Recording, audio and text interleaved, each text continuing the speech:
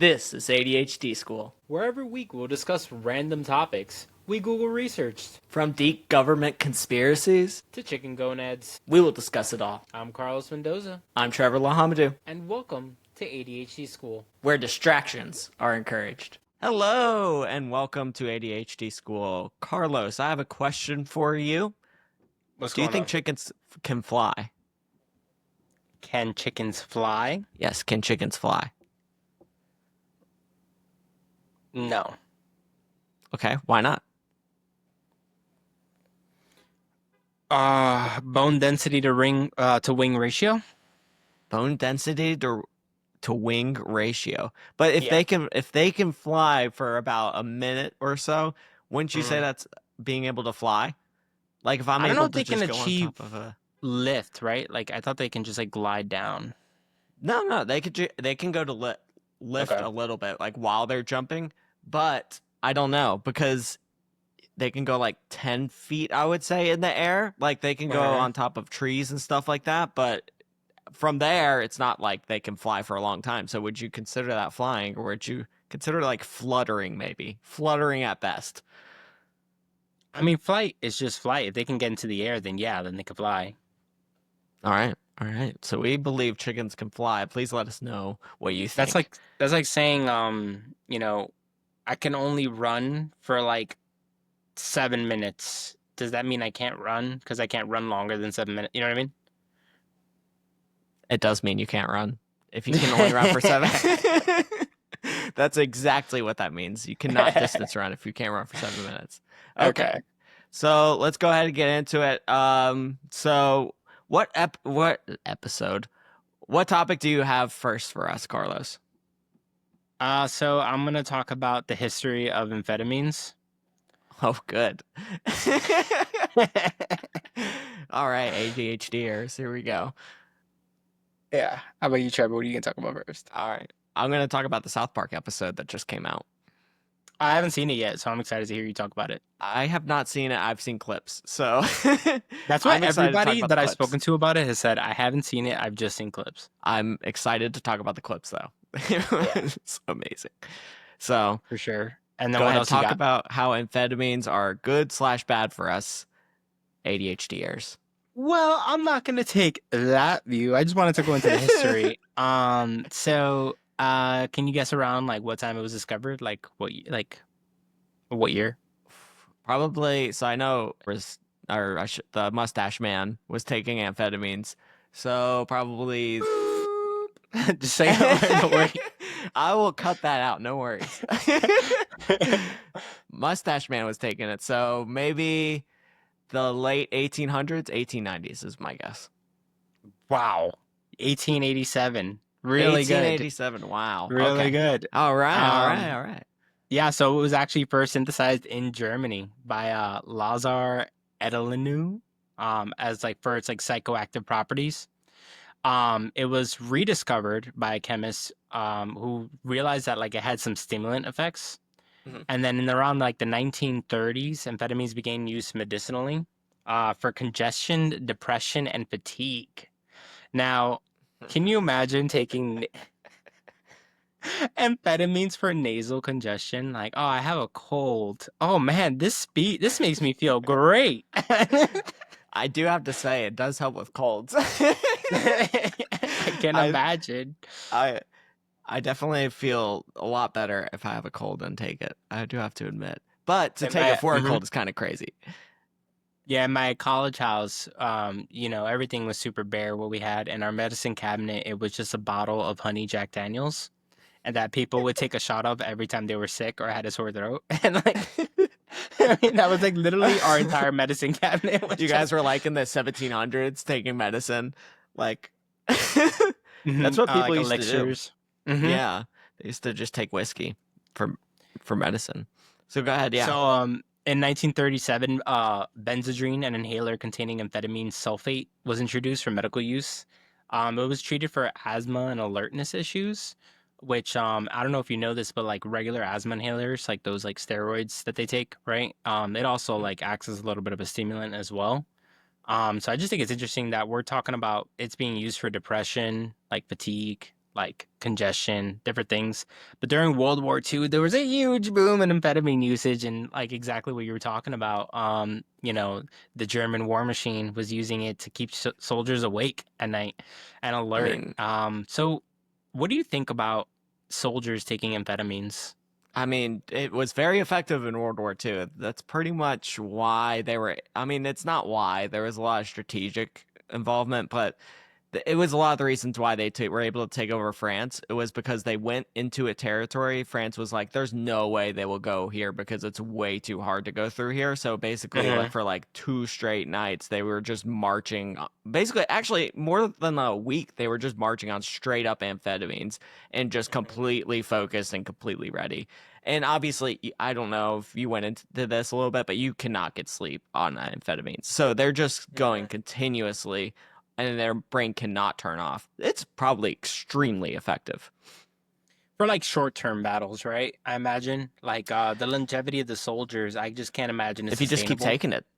If you just keep taking it, though, I mean, especially if it's life or death, I could see them being like, okay, it's been 4 or 5 hours. Take another one. Take another one. Take But another what one. about the paranoia and like the anxiety and those side effects? You don't think that'll have an impact on aim or like Probably, but it probably outmatches how much sleep you're getting and how fast you're going in. And the other soldiers are also paranoid as well. Like they're like, oh my gosh, these guys aren't stopping. So there's that fact as well. It's like these people aren't humans because there wasn't that at that time like, oh okay, like they're just taking amphetamines. They just thought they were humans. Why they were staying up Mhm. all night and able to do things that regular humans weren't able to do. I don't know. Yeah, war is insane. I guess you're right. There's like a general paranoia you're gonna get no matter what you're doing in war. And I imagine part of me thinks that being on something that's gonna keep you awake and alert is definitely beneficial for a wartime, area. But I just imagine just there's something about a chain of command and following orders and being able to have your wits about you. And I imagine you need sleep, man. Like sleep is so important. Like amphetamines, although it doesn't like allow you to sleep, like you don't feel like you need sleep. That doesn't change the fact that your brain needs to get rid of all those toxic byproducts, over Oh yeah. time. Like it So needs sleep to do that.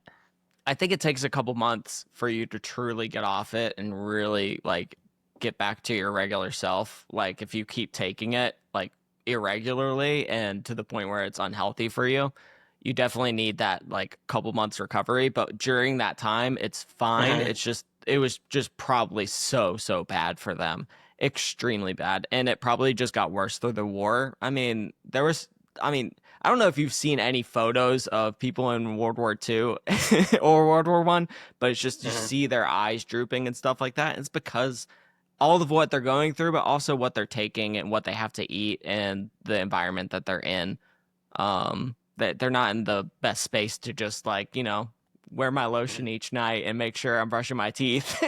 Yeah. Have you ever seen those TikToks where it's like me in heaven explaining panic attacks to a 6-year-old Viking that lost her entire family in a raid?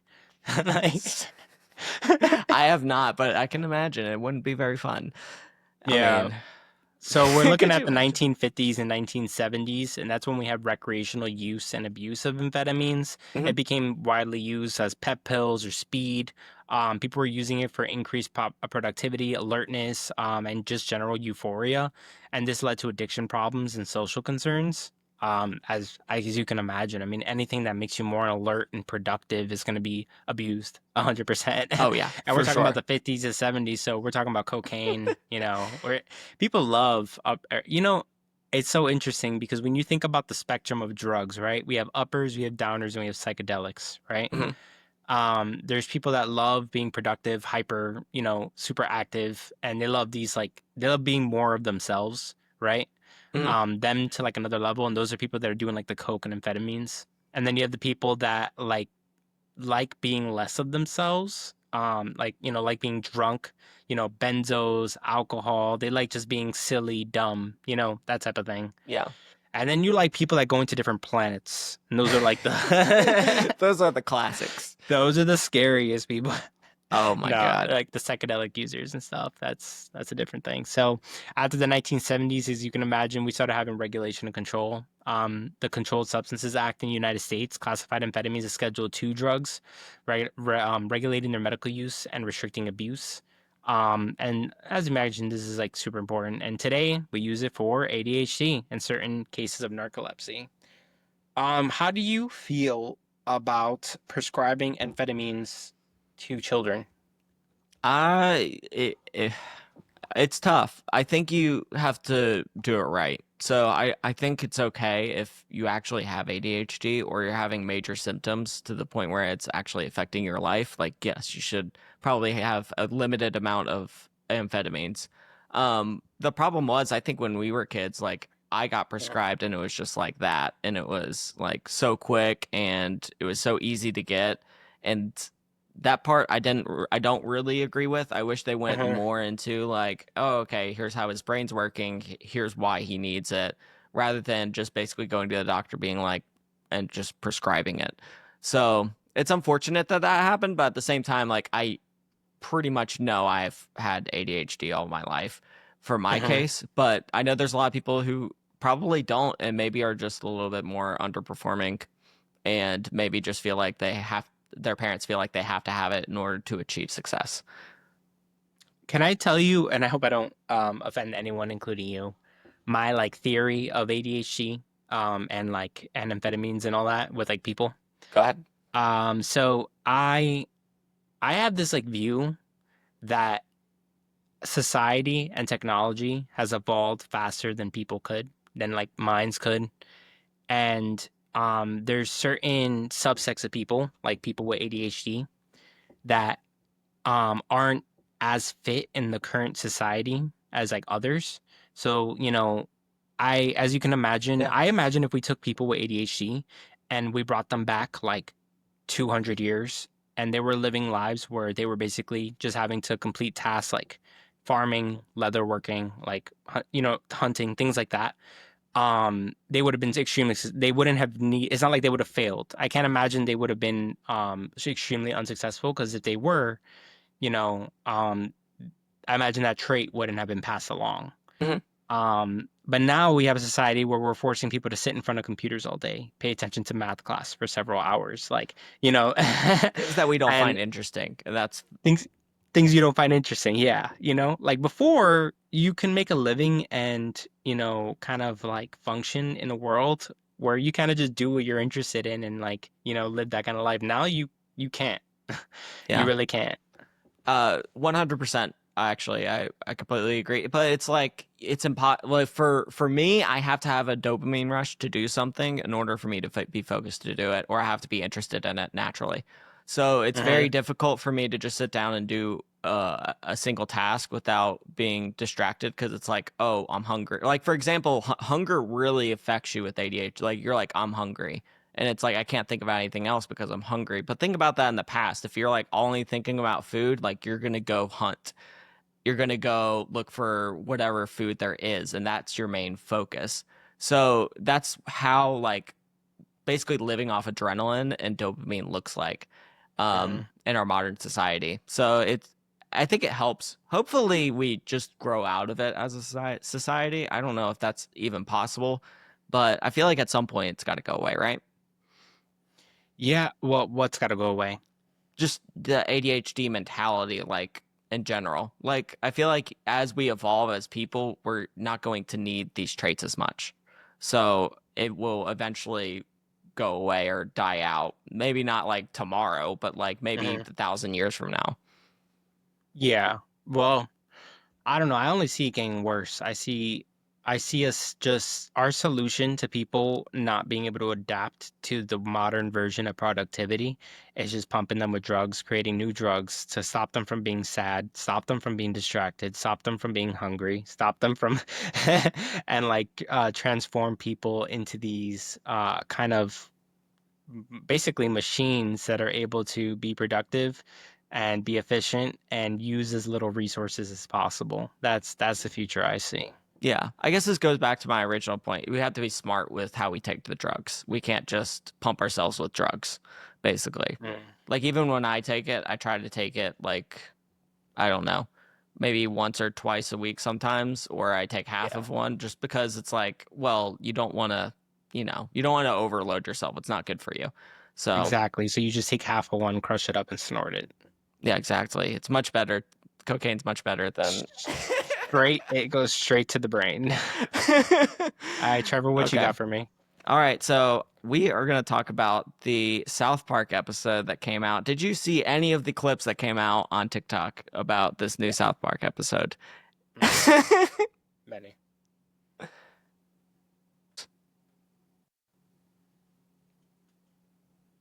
All right. So, did you see Trump's micro penis?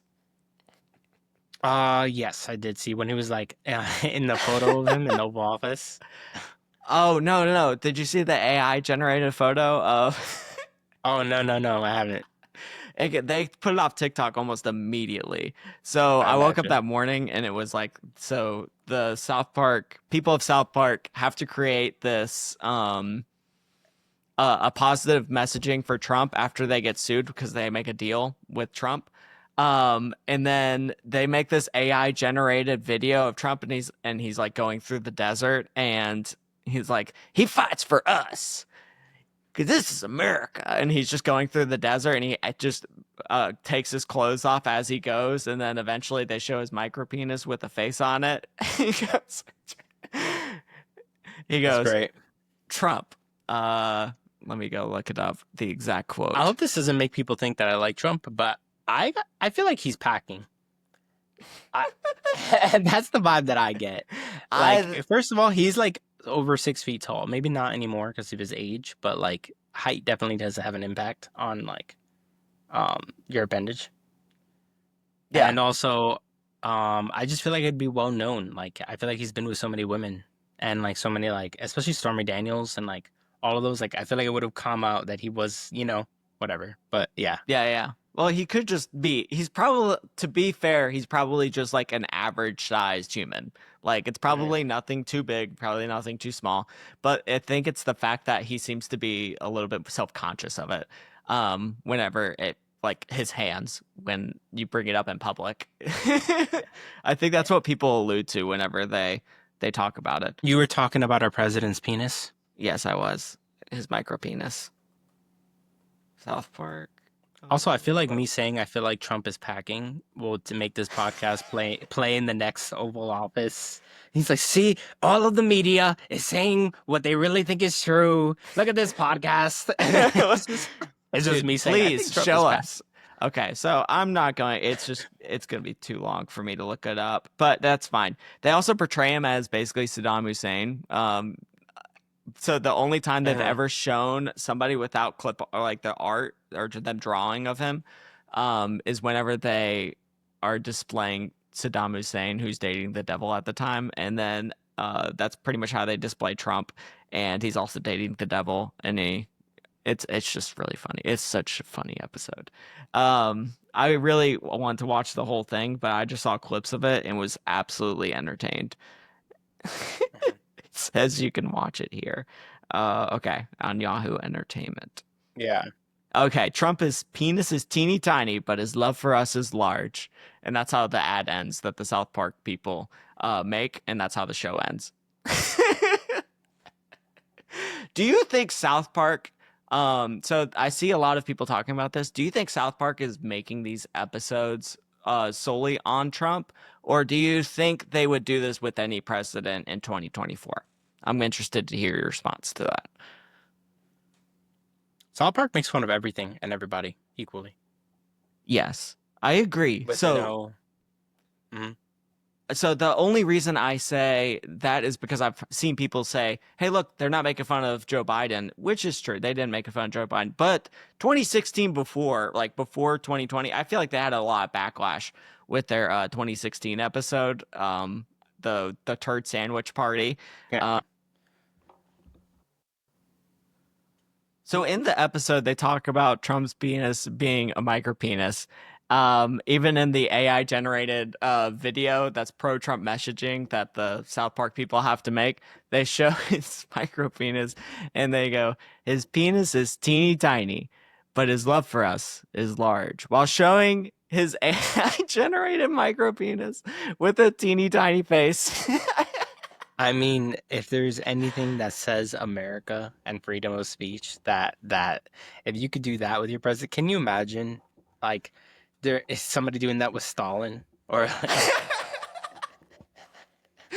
I just I so do you know the reason why they did this? Why South Park did this? So apparently they didn't just do this just to do this. There's like Mhm. a whole thing behind it. So I guess Paramount owns South Park and they were in contract disputes with them. Paramount has got sued by Trump for the 60 Minutes thing because they own CBS, right? Mhm. So they had to give out money to Trump. And then right after that happened, Stephen Colbert, the talk show host, got put off. Who knows? I mean, to be fair, talk show TV's going dead in my opinion, so it could be that. But anyways, that's not the point. I think they're in a contract dispute with them, and they made the go ahead that they have all provision over every episode the day before in their contract, and they made that the day before this episode. So they are mad at Paramount and hoping that Trump tries to sue them. And that's pretty much what the episode's about is them being afraid of being sued. Everybody. That's insane. I mean, to be honest, not to be in defense, I would probably sue. I mean, Well, that's what the episode is about. That's what's genius about this episode is mhm. that they make fun of Trump suing everybody. So he literally There's sues. making fun of someone, but and we can talk about AI a little bit, but making an AI generated video of someone that it looks just like them and it's realistic and it's them naked, that has to be illegal. I mean, It might be, but it's South Park. South Park does not give. I mean, they that's would like be the ones to do this, right? have you seen those like have you ever I don't know if I talked about this already, but the have you ever got one of those ads where it's like make your perfect AI girlfriend Yes, I and then they're have. like I I get can them look like every your day for some reason. uh I'm just kidding. I can my and like there's one where it's like I can look like your coworker or your ex and you can make me do whatever you want. Like there's how can that be legal? You know what I Yeah. mean? Like you can just make anybody naked. And The you know what I mean? the crazy part is there's people that are probably already doing it. They're already making money from it, and it's only going to get worse. I mean, Yeah. it's pretty scary, honestly, that part of AI. There's a lot of AI things that are really scary in my mind. I think hmm the future is just going to be so much different than what we expect. Um, it I saw just this is. video and it was like everybody's worried about AI taking their jobs. I'd like to see AI steal catalytic converters. I'd like to see them try to rob this home, drive by, take pictures of their house. Yeah, Oh man, but that's that cool. was just pretty crazy. They portray Donald Trump as basically Saddam Hussein. Um, I think I kind of already talked about that, but that part's pretty crazy. He's dating Satan, just like Saddam Hussein was. And so I don't know, just pretty crazy at South Park episode. All right, so let's go into what you have next in store for us, Carlos. If there's any topic you'd like us to cover, you can email us at adhdschoolpod@gmail.com. You can also comment on any of our socials. We're at ADHD on TikTok, Instagram, and YouTube. All right, make sure to like and subscribe to our YouTube channel. Make sure to give us a review. Make sure to download our podcasts on wherever you get your podcasts from, whether that be Spotify, Apple Podcasts, Google Podcasts, wherever that might be. And make sure to engage with the channel. Make sure to give us a comment and suggestion of what to go over next time. So after talking about our president's micropenis, this feels a little wild to go into, but there's a lot of similarities amongst common religions. Um, The change up. Okay, let's. yeah. So it's interesting. I've always been interested in religion, my whole life. In college especially, I did, huge deep dive on the Vedas, the Quran. the King James Bible, Old and New Testament. I was just so interested in, because to me, these biblical texts and these religious works are kind of a history of humanity, and they're just like an emphasis of humanity, you know. They're the stories passed down for thousands of generations of trying to create a culture, society, and morality. And basically, you know, humans being like, all right, we need to work together. How can we stop us from killing each other? And make sense of the fact that the world sucks. Everybody's dying, everybody's sick, we're all killing True. each other. There has to be light at the end of the tunnel, right? And so we, not to say that there's, you know, none of this is true, or I think there is truth to stories, even like, even fairy tales, and even like, not to put them on the same plane, but there is truth to everything, you know? Yeah. So I've always been interested in similarities between these religions, and one, there's a lot of things that are similar between them, like creation stories, the tree of life or knowledge, the concept of a sacred or righteous hero, moral lessons and ethical teachings, resurrection, life after death, the Exodus and journey to freedom.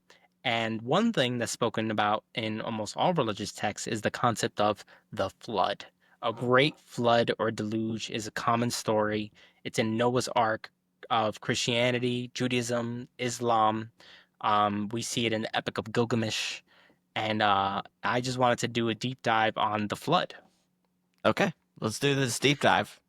So, the oldest record of the flood is in ancient Sumerian texts of the Epic of Gilgamesh, dating back to 2100 BCE, right? Okay. And then we see mention of it again in Noah's Ark, in Genesis, and that's around 6th century BCE, right? Hmm? But do you know that there's geological evidence of a flood occurring about 300,000 and 600,000 years ago? Yeah, I think I've heard this before. But how big was this flood is also my question. Oh, large, like huge, large scale, not like such as the Missoula floods in North America. We're Okay. talking about large scale. I mean, we're talking about an Earth where natural disasters are happening all the time, right? Yeah. So we have 4,000 to 3,000 BCE large floods in the Mesopotamian and Egyptian records. Then we have 2,100 BCE, the Sumerian flood myth.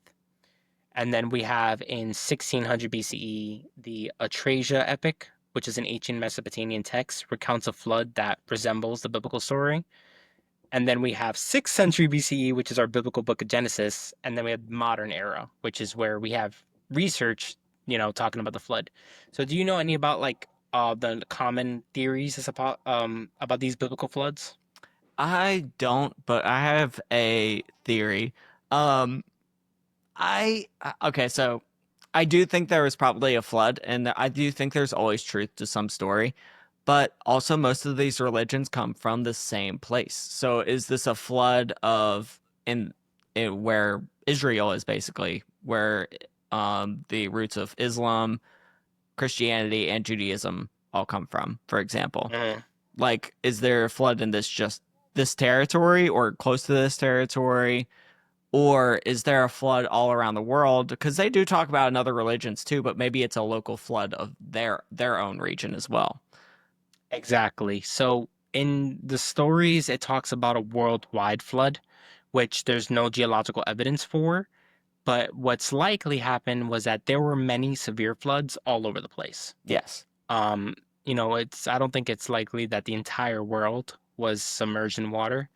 Um, if that were the case, life would have been pretty difficult. Um, That's why they needed the ark. yeah. So we have the Black Sea deluge hypothesis, which is like around 5,600 BCE, rapid flooding of the Black Sea basin caused by a sudden melting of the ice caps and rising sea levels could have caused a large scale flood. Okay. And then we have the Mesopotamian floods, which is basically where the seasonal flooding of the Tigris and Euphrates rivers. These floods could have been so devastating that they developed mythologies on them. So that's basically what we think might have happened. That would make Um, sense because mhm. Mesopotamia, first place starts civilization. It's the it has two rivers going to it, so the earliest humans that had civilization that were able to write probably wrote about a flood from that area. I never Yep. thought about it like that before. Go ahead. Sorry, And I we didn't mean see to like interrupt. sedimentary layers of that indicate evidence of a flood, like such as like at the end of the last ice age around 10,000 years ago. Mhm. We see floodplain deposits, and what I found the most interesting is that we see marine fossils in like mountainous regions. Yeah, that makes sense. So you're telling Yeah, me I can find a fossil? yeah. And fun fact, do you know there are more airplanes in the ocean than there are submarines in the sky? Well, I did not expect that. I expected a lot of submarines in the sky. Yeah. Whoa! Yeah, so we're seeing like sedimentary deposits, we're seeing these marine fossils, and it makes sense. I mean, we're talking about there was an ice age and Yeah. this ice and then rapid heating. And the Earth goes through cyclical periods of heating and cooling. Which not to go into, the whole whether or not greenhouse gases thing is a real thing, but the Earth does heat up and cool down quite often. And What? yeah. That's crazy. Yeah. And it makes sense. I mean, our orbit isn't going to be completely stable all the time. Magnetic fields changing. Things are going to get cool and things are going to get hot, which is insane. And flooding, it makes sense. What interests me the most and the reason why I wanted to talk about this was out of all the natural disasters, why do you think flooding was like, why do you think this one in particular was passed down for like thousands and thousands of years? Because I think it's a story that's worth telling. Like, honestly, I think it comes down to that. Whatever they went through, it was that large of a scale. So it had to have been that bad. And so I, and there's always like going to be that thing where it's like, is it exaggerated? Is it not? And it's like, it's probably somewhat, it's probably truth. It's just how true it is. So Hmm. it's coming from somebody, right? So, and then it could, you know, but anyways, I won't go into that too much. But yeah, it's interesting to really think about to dive into. And what do you think the story of Noah's Ark is teaching us? That's a good point. Like, what lesson do you think is derived from, um, the story, or do you think it's just like a historical tale? I think it's a. I think it's also just like make sure that you're always paying attention and that you're not just. I don't know. Nobody was listening to Noah. He was trying to Mhm. gather all these different people, like trying to preserve life on Earth and make sure that you're listening. Because at the end of the day, he could be right. You can't just ignore him. And it sounds pretty similar to what could be happening today with our planet. Yeah. Actually, it's actually has a lot of similarities, and so it's kind of scary to think about it that way. But um, So the I story of like Noah's Ark was that like God was observing humanity had become like corrupt and violent, and he chose Noah, like a righteous person, to build an ark and survive. So Noah's Ark story is basically a story of like punishment and like you said, kind of like being careful and being careful of God's wrath. Um, Noah, who like obeyed God's instructions, constructed the ark and gathered animals, two of which man and woman, which might also have a little touch on the whole like homosexuality thing. The fact that like God chose Noah and Noah had to pick a man and woman of each kind. Um, and once everything was ready, God sent the flood and he covered the earth for 40 days and nights, destroying all life outside of the ark. So after the water receded, God made a covenant symbolized by a rainbow, promising never to destroy the earth with a flood again. Thanks, God. Appreciate it. appreciate it. So key messages are obedience to divine guidance and God's judgment and mercy, right? Yeah. So a lot of these stories, and to me, the reason why the story of a flood has been passed down for thousands of years has to do with obedience and following God's mercy. And obedience is so important in a world with savagery and when you're trying to create societies So that's why I think it was so important. Because if you think about it, with kings, with tyrants, with people like Trump, things like that, uh, they need to strike fear into the mass population. And what's more fearful than the fact that I can flood everything and kill everyone? Yeah. I mean, there's a lot of stories like that of God in the Old Testament, right? So it's also, I feel like it's also just, I don't know. It's hard to completely put it into today's terms how that actually went, if that makes sense, because Hmm. it's impossible. And so I I just worry that the same thing could possibly be happening with people ignoring the environment too, because people are. I mean, I don't think we're like in a end all be all at this point in time, so like to make that clear. But I do think at some point, like we'll have to worry about the climate. Oh yeah, for sure. And I think a modern day version, if I had to think of like a modern day tragedy, it would probably be the dropping of the two nuclear bombs on Hiroshima and Nagasaki. I mean, name something more devastating than that, you know? It could be. I mean, it's probably a future bomb that would be dropped, and Yeah. that's what's scary is that we have all these nuclear arms. We have tens of thousands of them on the Earth right now, and they're just, you know, maybe I'll go into it someday. So some of them have been dropped on places, and we've been lucky, accidentally dropped, and we've been lucky not to be completely nuclear annihilated from some of these places, just from accidental droppings from like the 1950s. So, Yeah, we have a lot of nuclear waste. But you got anything yes. lighter to talk about? Anything lighter? Do we want to go Yeah. lighter? Nah. What's your next I topic? could go lighter. That's fine. Well, we could talk about the backstory of Jeffrey Epstein. Have you ever heard of this guy? Oh yeah, human trafficking. That's a lighter topic. Let's do Yeah, it. definitely light. Well, I want to go into the backstory of who he is because I feel like we hear a lot of Jeffrey Epstein this, Jeffrey Epstein that, and he's in the news. Who actually is he? Where did he come from? How did he become prominent? Because he was never a celebrity while he was on Earth, right? Um, so what do you know about Jeffrey Epstein other than human trafficking? Maybe you've heard of like Bill Clinton or Donald Trump being on his plane or island or whatever. Other than that, what do you know about him? I think that's the most terrifying thing of Jeffrey Epstein is that I would say 95% of the population has never heard of him before they found out that he was like this mass, political entity and did all these things. Like I've literally never heard of him in my entire life until I found out he had like this ring. And it kind of makes Yes. you think of like what other people are there like that And it's that so exist that are easy. super powerful. It's Yeah. one of those political or not even political, just news topics. It's so easy. It's like he has an island where people go to hide out on, and he's involved with human trafficking, where it's like, obviously bad. Obviously bad. It's like this guy has a lot of money. He has his own island. He sounds like a supervillain whenever you just talk about him. So like when you're making a supervillain, like you would say, oh, he has an island and he's involved with children having sex with the political elite or just the elites of society, I should say. I keep going political, but it's not always political. It's always just like the elite people.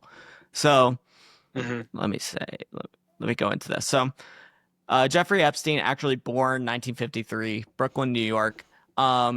He ends up dropping out of college and is super charismatic to the point where he completely fakes his transcripts and becomes a professor himself in math, in New York City. I don't know the Wait, college. Isn't can that you crazy? one more time? He was so charismatic. So He charismatic forged his transcripts and became a and smart. professor in math. So charismatic because he was able to get this job. He was I Oh, don't okay. But he didn't so have the qualifications for he it. yes, and he obviously forged his documents like he So didn't he Goodwilled Hunting, right? That's the movie, basically right? basically and like With he Matt Damon. convinced everybody that he was like this mathematician, like this genius, but in reality he really just wasn't doing anything in college other than partying, and so he just drops out. But he is super smart, so he's able to forge his documents, make it so he's like, I've not only graduated college, I have a master's degree, so I can be a professor at this said university. And he's only 20, late 20s at this point. So Mhm.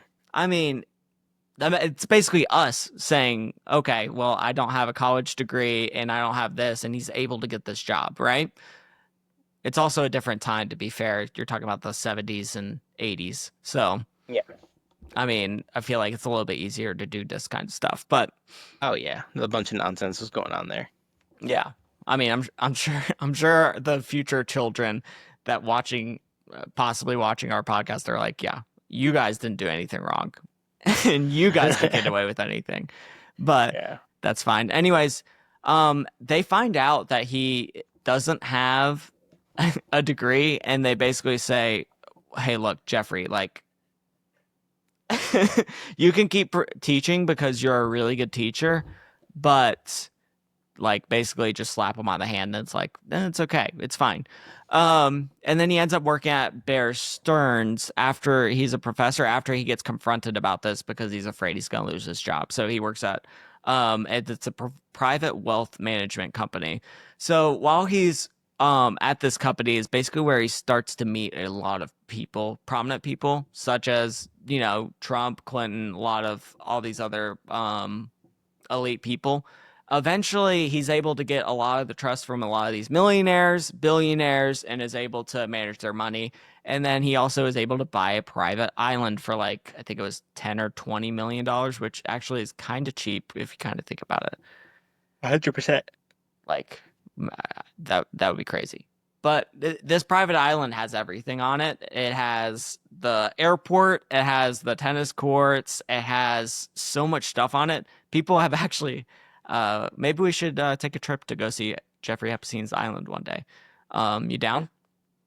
Well, I wonder what waste management on a private island is like. There's no way that they just have ships that are just taking all the like waste and trash and just sailing it off the island. Like it's definitely just going straight into the ocean, like the plumbing and Oh yeah. everything. Who's watching it? Who's Yeah. at, who's at this island who's going to be like, "Oh, this is not good." Considering, this person got unalived by doing what he did. I mean, no one's gonna really say anything. So, anyways, as he gets involved with all these people, he has this island. He gets involved with sex trafficking with Ghislaine Maxwell, and she is still alive. Could still possibly. She's been in the news for possibly being interrogated, and she's willing to come out. So maybe we should watch out, make sure nothing bad happens. Um, but he owns this private island. He has high profile figures possibly that have visited the island. Bill Clinton, Donald Trump.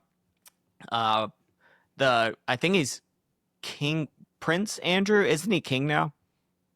Or is that the wrong one? Andrew? I thought Yes, Philip became the new king. Philip. Philip became the new king. So Prince Andrew has been known to go to the island, not Philip.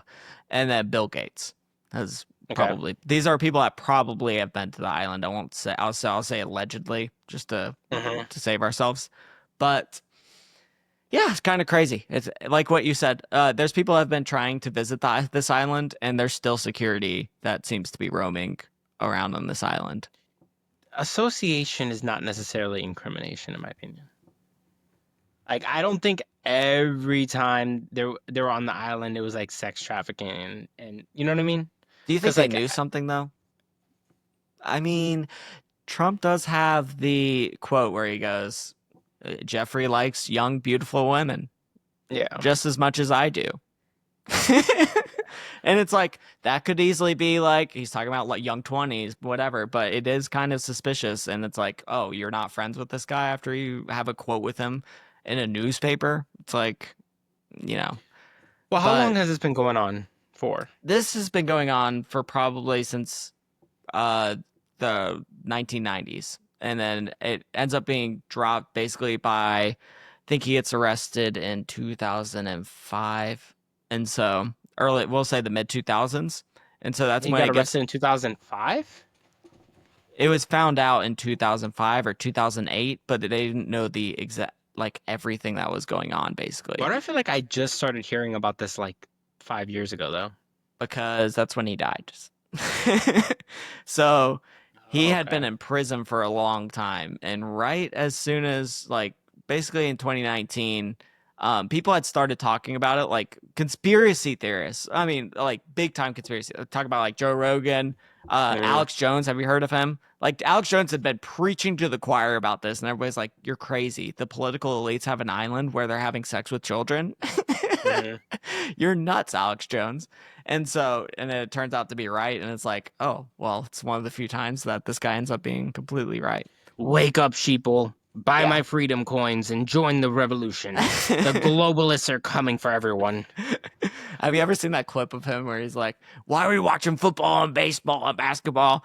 And why are we worshiping Lady Gaga and Justin Bieber when we can worship Magellan, who He's sailed great. around the world?" Anyways, yeah, just crazy. People don't know a lot about him, so I just figured I'd give a little bit of a backstory to him, just Mhm. to give a face to what people, because a lot of people just hear this and think absolutely evil guy, but they don't know how he became evil or just who he is. Mhm. So I don't know. Maybe I don't know. Just thought that would be important for context purposes. Okay. Okay, let's go into what you have next. What is Okay. the next story for Carlos? What is your favorite fast food trip? My favorite fast food. Okay, this will take a while because I have a lot of favorites. I would say at the top of my head, I'd say Chick-fil-A. I like Chick-fil-A. Chick-fil-A. Yeah. Okay. How do you feel about McDonald's? I do like me some McDonald's. So I Burger used to King? go all the time as a kid. I do like Burger King. Burger King is very good. Where are we going with this? What? Okay. Trevor's a Have fat you heard of pig. the horse? Have you heard of the horse meat scandal of 2013? um, I believe so. Is this Chipotle or So Taco in Bell? 2013, there were like food inspectors in Ireland and the UK discovered that beef products labeled as 100% beef contained horse meat. And this beef was processed in Jeez. beef products such as burgers, meatballs, and ready-made meals. So like how it unfolded was that there was like fraudulent labeling and misrepresentation, and so horse meat was being intentionally mixed into beef products to reduce costs, which doesn't make any sense to me because how are horses cheaper than cows? Like, like everything I know about horses is that horses are like super expensive, like super expensive. That's a But good maybe point. we're I we're never talking thought about about low that. range. Maybe we're talking about like low grade horses. Maybe like donkeys. Um, so it obviously raised concerns about food safety because like these horses were treated with drugs such as like phenylbutazone. It's a painkiller banned in animals because it has like potential health risks, and that could have caused like serious problems with us for eating it. And several food Crazy. chains and restaurants and supermarkets withdrew beef products because of it, including Burger King, Tesco, and Asada. So, Oh. if you were in the UK in 2013 and you were drinking, you were at Burger King, you might have had some horse meat. Shout out UKers watching this. That's crazy. Yeah. That is absolutely insane. So I was interested in like meat scandals, in like different fast food chains. And so remember like the whole Taco Bell like rat meat thing? Yes, Yeah, like yes. nothing came of that. There was like nothing. I really I wanted thought there, something. Yeah, I thought there was something. Okay, yeah, I interesting. really wanted something concrete, but like I just couldn't enough to not avoid a defamation lawsuit. But What about Chipotle? so another thing that was Do interesting you? to me was unique McDonald menu items globally. So like so in India they have the makalu tiki, which is a vegetarian patty made from spiced potatoes. I'm not surprised. Yeah, Did you go to any fast food in India? yeah. We went to a Domino's, so it wasn't even Hmm. pizza. Like they gave, it was basically like a spicy, like flatbread that they gave us with barely any cheese on it, and that's what it was basically. It wasn't like your regular Domino's. Like any That's cool. restaurant we went to in Italy, we went to um I don't know. I'll let you get into it in case you do. But it's a McDonald's in Italy, and so I guess you can guess what they had on there. A lot of pasta items. Spaghetti. They Yeah, have spaghetti spaghetti, burgers. spaghetti. That's cool. They also had a paneer burger with paneer cheese. In Japan, they have a teriyaki burger, which sounds delicious. It's a beef or chicken patty glazed with teriyaki sauce. They have an ebi fileto, which is basically a shrimp burger with tangy sauce. I want to go to Japan in general, but I definitely want to try McDonald's in Japan. Like these things sound so good. They had the Sakura McFlurry, which is flavored with cherry blossom and pink toppings. Ooh, that A sounds cherry amazing. blossom McFlurry. Come, bro. How good does that sound? And yeah, a lot of countries don't know how to do beef, but Japan Hmm. does. Japan's Oh very good. yeah. Like I feel like their McDonald's is gonna be unique and good. Yeah. What I thought was cool is Germany has the currywurst sauce, special side sauces, local cuisine. And you know what I thought was funny? So when I was looking this up, like unique menu items and things across different countries, in Germany it says they have the McRib, a seasonal barbecue rib sandwich. And I thought that was funny because it's just like the McRib is so like mythical that it's considered a unique item in Germany. That's hilarious. That's pretty funny. Yes. So South Korea has the bulgogi burger, which sounds amazing. A beef Oh, cool. marinated Korean style barbecue sauce burger. That sounds It good. has the kimchi McMuffin, which is breakfast sandwich with kimchi, which I'm not too. That doesn't sound too good to me. I'm down to try. I'm down to In try. the in the Middle East, they had the McArabia, which sounds racist. Um, I thought you were. There was no way. It's called the McArabia. yeah, McArabia. Yeah, What? That's yeah, crazy. McArabia. Grilled What? chicken or beef wrapped in flatbread with fresh vegetables and sauces. Oh my god. I mean, it doesn't sound bad. I'd eat the McArabia here. I'd eat it anywhere. Give me Yeah. some McArabia. In Canada, they have poutine on some menus, fries topped with cheese curds and gravy. And in France, they have the croquette McDo, which is inspired by the croquette Ah, monsieur sandwich. the Yeah, that was McDo. cool. Yeah. Do you know any like you know how you can go and like order like an off the menu item? Do you know any? Mm, I used to. I don't know if I do anymore. Yeah, I don't know if I do anymore. I used to whenever I was like in high school because that was like Mhm. so mythical to do. Like what you were Yeah. saying. It's just like S- So in college, we used to order the McGangbang. Can you guess what that that's what is? it was. That's what it was. The McGangbang. And we're like, let's get the McGangbang. And we felt so Do you remember cool. what it was? No, it was just this. It was just basically like a Big Mac.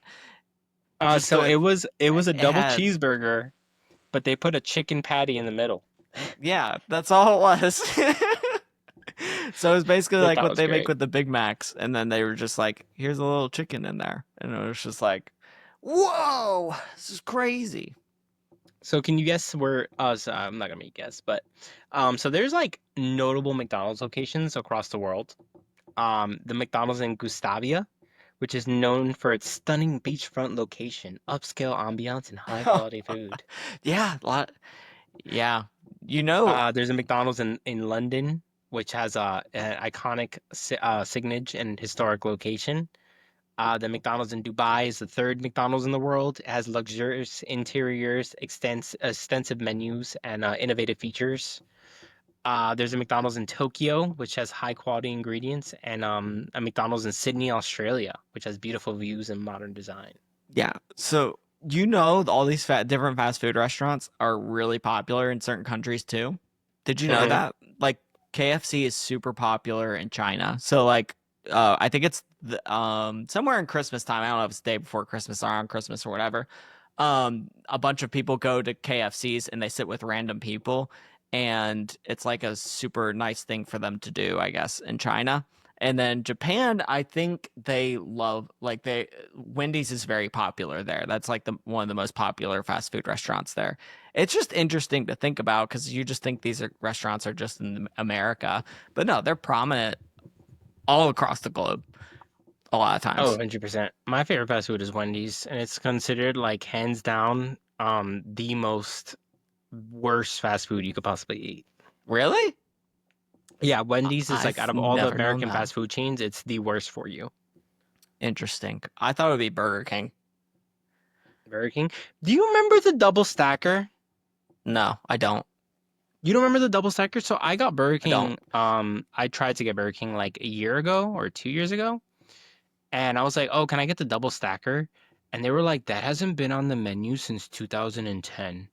And I was just like, "Well, you could tell the last time I went to Burger King, huh?" And I was like, "It had a special double stacker sauce that was so good. The double stacker was The elite. It had double the sauce that was stacker. so good." And I was devastated. I haven't been there since. I just haven't The gone to Burger King in It so sounds long. good. Sounds like a great name. What is it? It's just a double cheeseburger with like a special sauce, and it was like really good. And I was really disappointed that they just discontinued it, like right under my nose too. Nobody asked me about anything. You Yeah, remember when they would have? nobody came like pitch fire or pitch fires pitchforks. That's my North Carolina coming out for you. Yeah. Nobody We came got on a our pitch pitch fire. fires. We Down by the creek, everybody knows everybody. Oh yeah, yeah, yeah. Just like the double Um, stackers, only in New Jersey, do because you only know New Jerseyers would eat it. do you remember the when they would have the chicken, the original chicken sandwich, like the long elongated ones from Burger King? They're Yes, I like do. I do remember that. The sliders, I think. they were like kind of long. They were like kind of like sub like Yeah, the yeah. I think they were yeah, called yeah, chicken sliders. If I'm not, maybe I'm thinking chicken of something else. sliders. So they Either had way, a yeah. deal sometimes where they would sell them for $1, Okay. right? And I remember one of my dad's friends bought like 100 of them and like stuffed his freezer with them and like he ate them for like a year for lunch. He would bring it to lunch to work every day, microwave it, and eat it. Why? Why would you? I mean, I guess it's a great investment. I mean, you're not Yeah. spending a lot of money, but God, I mean, you have got to be like, you got to be hmm pooping on the toilet the whole time you're eating those, like right after.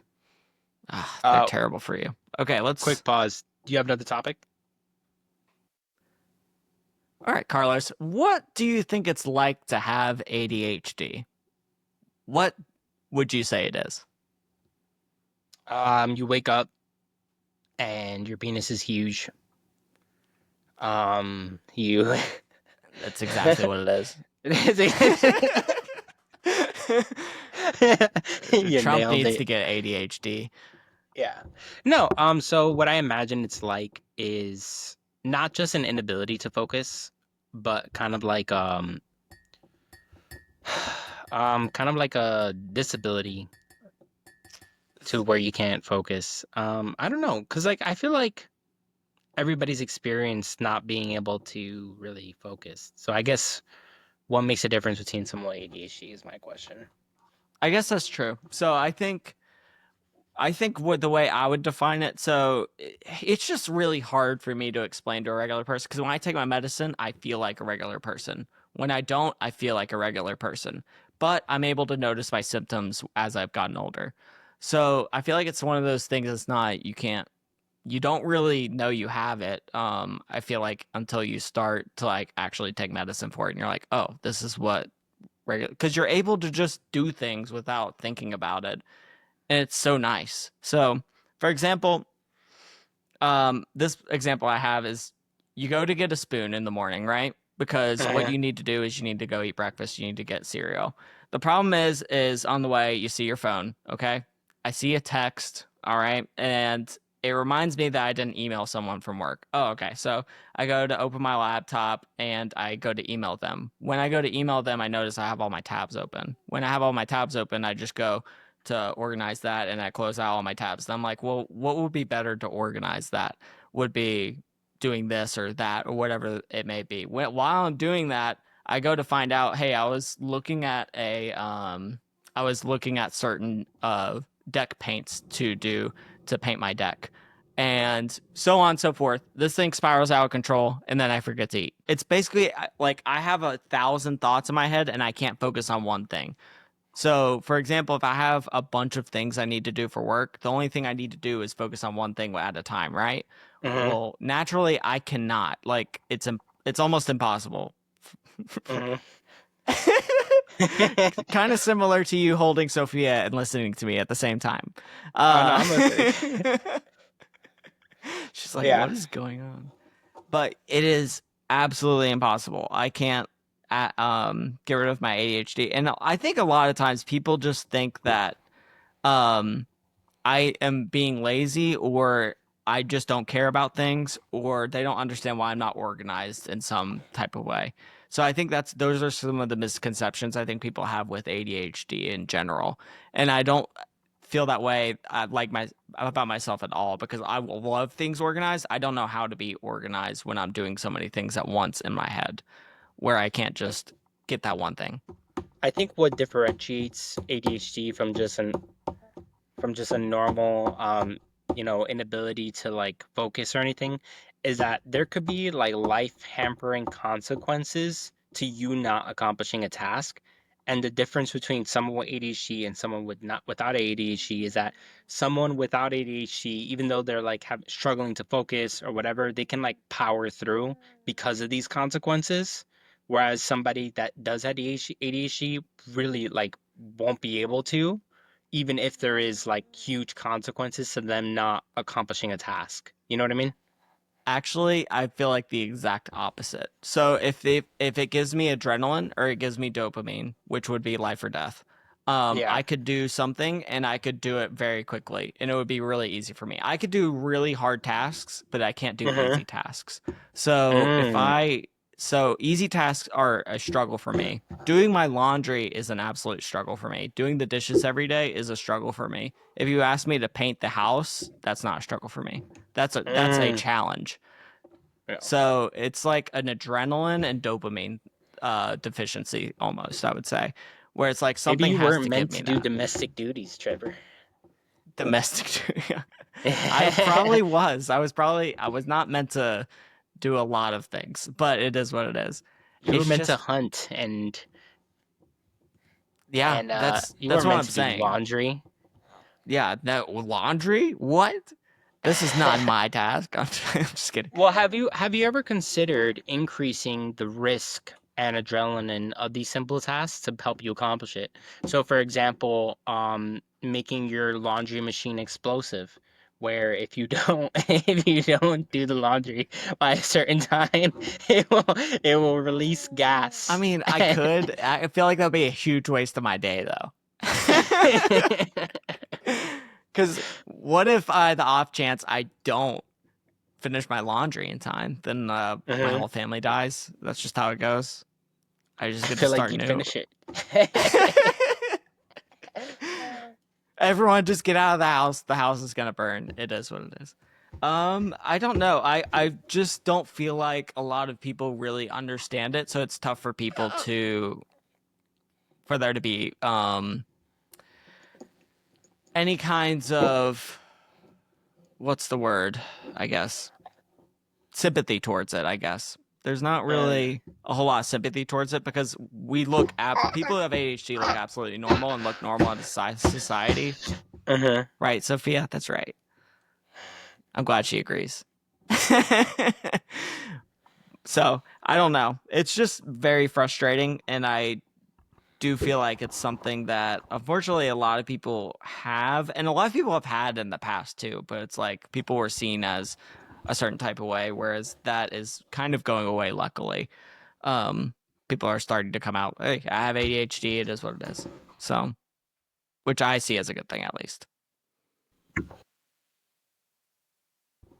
Sorry, so you think it's been less stigmatized? Yes, not as stigmatized, and it seems I don't know. I I feel a think that goes lot for a lot better of about things it. like depression, anxiety. This new generation of folks are really in tune with like, how they feel and how they're dealing with things. I feel like, people just would have these things and just not talk about it ever or not deal with it ever. And then they'll be like, why did this person murder their entire family? And And it was you like, know, oh wait, well they have these 3 or 4 underlying symptoms. Yeah. yeah, and they just been dealing with it and working 80 hours a week, Well, for 10 years.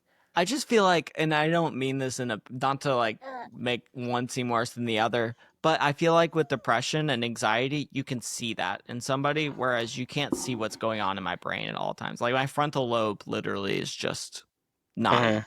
it's non-existent basically. I feel like, and so Yeah.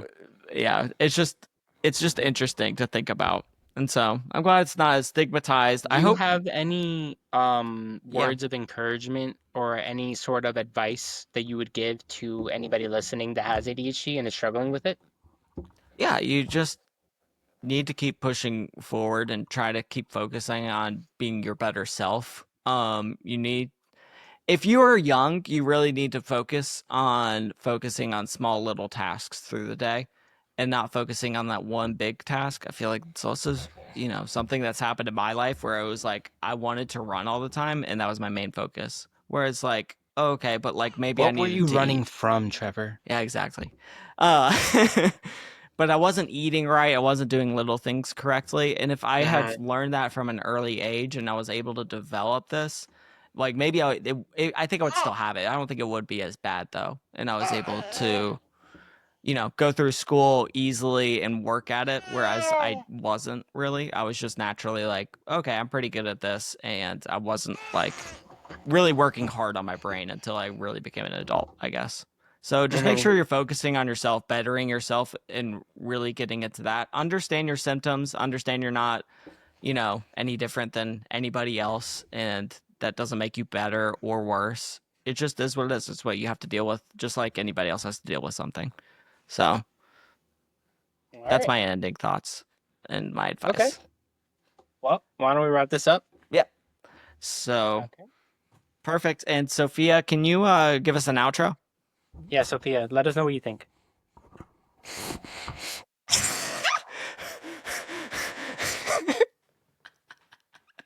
All right, I'm glad I got your thoughts, Sophia. All right, and this is ADHD School. Thank you, students. Yeah, thank you for listening. Say bye, Sophia. Class is Class is dismissed. dismissed.